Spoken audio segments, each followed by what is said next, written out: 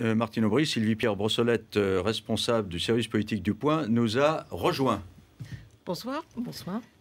Premier sujet d'actualité qui a surgi pendant le week-end, un invité surprise de la campagne, Dominique Strauss-Kahn. Dans un livre qui paraît demain, il affirme que les ennuis qu'il a eus à New York, en fait, ont été ourdis par les autorités françaises, qu'il y aurait eu un complot. Est-ce que vous êtes d'accord avec cette thèse? Est-ce qu'il était utile de provoquer cette polémique à quelques jours du scrutin, du deuxième tour? Et est-ce que vous pensez, comme Ségolène Royal l'a dit sur cette antenne, que c'est un invité totalement pas du tout souhaitable dans cette campagne? Il est infréquentable. Infréquentable. Écoutez, je ne sais rien, moi, de cette affaire, mais je pense qu'effectivement, à quelques jours d'une élection présidentielle, nous avons mieux à faire que de parler de Dominique Strauss-Kahn. La justice est là. Moi, je fais confiance à la justice. Je ne connais rien ou fait, donc voilà. Et deuxièmement, je préfère vous parler d'emploi, de chômage, d'accès aux soins, de logement, ce que sont les vraies questions que les Français veulent qu'on aborde et sur lesquelles ils aimeraient bien qu'il y ait enfin un vrai débat. Mais infréquentable ou pas? Parce que Ségolène Royal s'engage indésirable. Elle a dit indésirable. Arrêtons, les Français, vous savez, qu'est-ce qu'ils disent? Moi, j'en ai vu beaucoup, là, cette semaine, qui ont voté Front National, qui se sont abstenus. Et qu'est-ce qu'ils disent? Vous parlez entre vous de vos problèmes à vous. Et bien, moi, j'ai envie de parler de leurs problèmes à eux. Et pas des petites histoires entre Dominique Strauss-Kahn et le Parti Socialiste. C'est pas de notre faute, c'est lui qui s'exprime. Oui, d'accord, j'ai répondu. Oui, voilà. Autre polémique, pardon, vous allez encore dire que c'est secondaire, mais quand même. Donc Mediapart a publié un document qui semble affirmer que les autorités libyennes étaient d'accord en 2007 pour financer à hauteur de 50 millions la campagne de Nicolas Sarkozy. Est-ce que vous prenez cette accusation au sérieux? Est-ce que vous pensez que c'est une affaire d'État, comme dit Eva Joly? Est-ce que, comme Delphine Batho du Parti Socialiste, vous pensez qu'il s'impose qu'il y ait l'ouverture d'une information judiciaire et qu'un juge soit saisi? Ce qu'a dit Delphine Batho, c'est quand une affaire comme ça arrive sur la table, c'est d'abord au principal intéressé de s'exprimer. Et donc Nicolas Sarkozy nous dit ce qu'il a à dire. Moi, je ne l'accuse de rien, je ne sais rien sur cette affaire. Les médias font leur travail, c'est maintenant à la justice de faire la leur. Vous avez vu que nous n'avons pas du tout parlé de tout cela pendant la campagne, que ça soit Woerth, Bettencourt, Karachi, Takiedine. Nous laissons faire la justice. Et puis nous pensons que les Français veulent une justice indépendante et qu'ils en ont assez de toutes ces affaires. Cette espèce de crise morale, c'est aussi un des éléments qui a éloigné un certain nombre de Français des partis républicains ou du vote. Mais donc, si la gauche gagne, si vous prenez les affaires en main, vous ferez ouvrir une information judiciaire? Je pense que la justice le fera d'elle-même. Il y aura des procureurs indépendants. Bon, vous allez me dire, ça va mettre un petit peu de temps, mais comme ils sont tous aujourd'hui, enfin pas tous, mais pour beaucoup, dans la main du pouvoir actuel, vous savez que nous allons mettre en place des procédures et de nomination et de promotion qui fait que les magistrats et les procureurs seront indépendants et qu'il n'y aura plus d'intervention sur les dossiers individuels, mais uniquement des circulaires pénales générales. Voilà, donc ça va changer profondément. Le 1er mai, le président de la République a annoncé qu'il présiderait pas une manifestation, mais disons un meeting au Trocadéro pour fêter à sa manière la fête du travail. Vous avez parlé de risque de violence. Est-ce que vous pensez que le risque est fort ce jour-là, qu'il y ait une collision entre les différents cortèges? Écoutez, moi, le président de la République qui est en train d'organiser un contre 1er mai, dans quel pays le jour de la fête des travailleurs, la fête des solidarités, on a un chef de l'État qui organise, il aurait dû faire attention d'ailleurs au nom, la fête du vrai travail. Pour nous, le travail, c'est ceux qui en ont un et ceux qui n'en ont pas. Et c'est au contraire le rassemblement de tous ceux qui aimeraient travailler. Il est revenu en arrière sur le vrai travail. Oui, heureusement. Pas heureux. Oui, c'est moins qu'on puisse dire. Il a dit tout à l'heure, ça sera la fête bleu, blanc, rouge, qui sont les couleurs de la République, tandis que François Hollande défilera derrière le rouge. Oui, enfin, écoutez, ça va. Quand on n'a pas été capable de défendre la France autrement dans l'Europe, lorsqu'on a sali l'image de la France par des discours comme ceux de Dakar et de Grenoble, justement, les Français, ils ont envie de retrouver d'abord la force économique de la France, de retrouver les valeurs de la France, donc l'égalité, la justice partout, et ils ont envie de retrouver une voix de la France qui compte dans le monde, ce qui n'est plus le cas aujourd'hui. Voilà la réalité. Franchement, je trouve que c'est une vraie provocation. Voilà. Je pense qu'il s'en est d'ailleurs lui-même rendu compte. Vous le dites lui-même, il est revenu un peu en arrière. Et quand il y a provocation, il peut toujours y avoir violence, volontaire ou pas.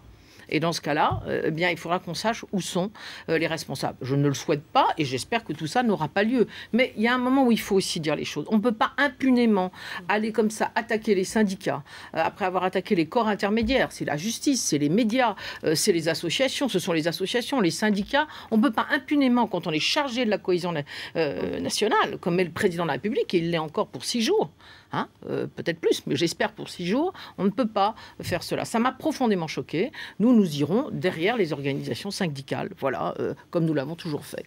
Bon, si François Hollande est élu, il aura nommé un Premier ministre. Il en a fait un peu un portrait robot l'autre soir sur France 2. Il a dit que ça devait être quelqu'un qui connaisse bien le Parti socialiste, bien les députés socialistes et qui le connaissent bien lui. Est-ce que vous avez reconnu quelqu'un à travers ce portrait? Est-ce que vous pourriez vous y reconnaître? Écoutez, moi, je l'ai dit, ça fait 4 ans que j'ai une mission, faire en sorte qu'il y ait un président de la République de gauche le 6 mai. Donc, j'ai les yeux rivés sur le 6 mai. Voilà. Et dans la course des haies, moi, j'ai la première, c'est le 6 mai. Ensuite, c'est le 6 mai. Enfin, c'est le 6 mai. Mais si on vous propose le poste, vous direz oui. Je ne parle pas de cela. Je veux dire, je suis complètement rivée. Je suis sur le terrain, dans les zones rurales. J'étais dans le Pas-de-Calais, à Limbes cette semaine, à Hasbrook, à Lille, dans ma ville, et dans beaucoup d'autres. Je suis là où il faut être aujourd'hui pour parler aux Français des sujets qui l'intéressent. Comme on dit dans le Nord, Martine Aubry est une femme taiseuse sur ce sujet. Mais oui, mais moi, vous savez, j'ai toujours fait de la politique avec un seul souhait: donner le maximum pour ce que je crois juste et ne jamais rien attendre. Et je vous assure, on vit beaucoup mieux, on défend des valeurs. Voilà. Donc c'est un peu différent que de défendre soi-même et son nombril, et on n'attend rien, si ce n'est la victoire de ses idées. Et moi, c'est ce que j'attends le 6 mai. Voilà. Est-ce que vous avez un peu changé d'avis sur François Hollande au cours de cette campagne? Vous aviez un peu dit qu'il était flou, peut-être un peu pas clair. Attendez, vous généralisez un propos. J'ai tenu ce propos, et je le redirai si je devais le dire, sur les 60 000 postes d'enseignants. François Hollande s'est expliqué de manière très claire. 60 000 postes d'enseignants, mais aussi de psychologues, d'infirmières, d'assistants sociaux, dont nous avons absolument besoin dans l'école. Voilà. Donc c'était un propos sur un sujet particulier. François Hollande l'a exprimé maintenant avec beaucoup de force et de détails et de précision. Il a même dit comment il le financerait. Moi, je ne peux que me réjouir d'abord de voir que son projet a été largement inspiré par tout le travail que nous avons fait. Il y a mis évidemment sa touche personnelle, ses priorités, ses idées complémentaires, comme par exemple le contrat de génération, pour ne prendre que cet exemple-là. Et aujourd'hui, moi, je fais cette campagne avec beaucoup d'enthousiasme parce que ce sont mes idées. Je me ressens totalement. C'est pas la gauche molle, il n'y a plus de loup. Non, mais vous prenez. Vous savez, vous aviez eu quelques formules. Mais bien sûr, mais que c'est le débat. Qu'est-ce qu'auraient dit les Français si on s'était. Voilà, on nous disait ça va être le pugilat. Ça n'a pas été le pugilat. Les Français se sont dit, franchement, ils font de la politique. On aurait aimé qu'il y ait un débat comme ça avec Nicolas Sarkozy, au lieu qu'il passe son temps à ne pas. Il en a demandé des débats, Nicolas Sarkozy. Ah oui, d'accord. Mais nous, ça aurait peut-être été différent, si vous voulez, si on n'était pas dans une campagne comme celle-là. Hein, c'est-à-dire des provocations permanentes, des insultes, des mensonges. Mais des mensonges.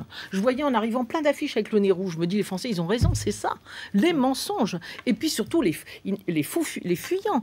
Les faux fuyants, il ne veut pas dire ce qu'il veut faire. Il cache son projet et il ne défend pas son bilan. C'est difficile de débattre avec quelqu'un comme celui-là. C'est pas à la hauteur non plus de ce qu'attendaient les Français. Pour la suite, vous avez entamé, je crois, des discussions au téléphone avec Jean-Luc Mélenchon pour voir comment vous feriez face au Front National, à la menace du Front National dans certaines circonscriptions. Comment vous allez procéder? Vous allez discuter à partir de quand Écoutez, c'est un travail que nous menons depuis extrêmement longtemps et dont nous avons parlé à l'ensemble de nos partenaires. C'est-à-dire faire en sorte que là où le Front National est présent au second tour, je ne sais pas combien il y en aura, on verra ça le 6 mai déjà, on aura un peu plus d'idées. Lorsque la gauche risque de ne pas être au second tour, c'est entre 20 et 50 circonscriptions. Nous verrons.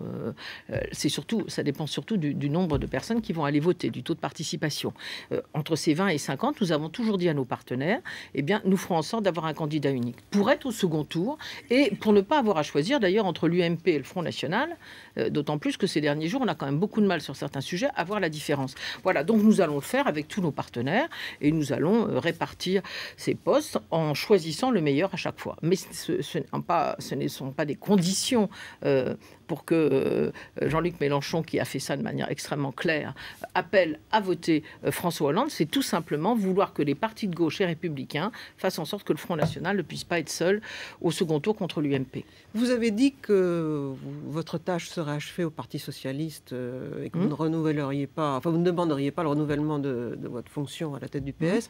Vous le confirmez ce soir? Quoi qu'il arrive, vous quittez le PS à la fin de votre mandat? Parce que je pense que le travail a été fait, la rénovation, le projet, les accords avec les partenaires, toutes les élections ont été gagnées, pas la première, les européennes évidemment, mais conseils généraux, conseils régionaux, le Sénat, et surtout ces primaires réussies qui amènent ce véritable élan.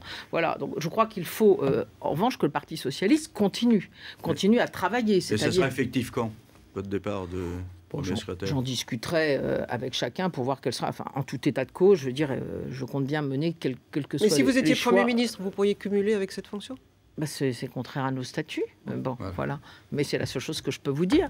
Mais en tout état de cause, il y a une campagne législative et je compte bien aussi être une militante de cette campagne, même si je ne suis pas moi-même candidate.